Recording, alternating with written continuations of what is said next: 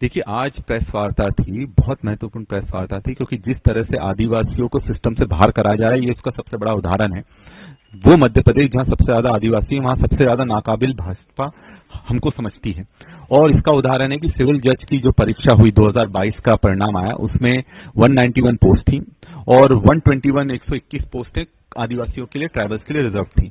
और उसका जब रिजल्ट आया तो चौंकाने वाला रिजल्ट था कि एक भी आदिवासी का सिलेक्शन नहीं हुआ, मतलब 0। तो क्या भाजपा को ये लगता है कि हमारे मध्य प्रदेश में एक भी काबिल आदिवासी नहीं है? और ये अभी से नहीं हो रहा है, काफी 3-4 साल हो गए लगातार ये रिजल्ट आ रहे हैं। एससी में से सिर्फ 191 में से 1 जन का सिलेक्शन हुआ, ओबीसी में 5 लोगों का सिलेक्शन हुआ। तो ये अपने आप में बताता है कि सिस्टमेटिकली पूरी तरह से आरक्षण को खत्म करने का और उनको ओपन रिजर्व कैटेगरी में ले जाने का काम कर रहे हैं। और हम न्याय के लिए कहां जाएंगे? हम न्यायपालिका के पास जाएंगे, और न्यायपालिका में अगर हमारा प्रतिनिधित्व नहीं होगा तो हमें न्याय कौन देगा? आज जल जंगल की जमीन की लड़ाई सबसे बड़ी लड़ाई है।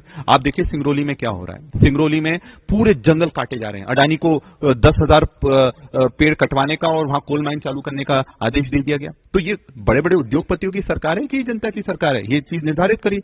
मुख्यमंत्री जी आते हैं अलीराजपुर, जब वो आते हैं जनजातीय गौरव दिवस पर, वहां पर उनको ये लेटर दे दिया जाता है जिसमें उनको कहा गया है कि आपको 5 से 6 किलोमीटर का एरिया पूरा खाली करना है। तो आदिवासी जाएगा कहां जब अपनी जमीन के लिए वो नहीं लड़ पा रहा, अपनी जंगल के लिए नहीं लड़ पा?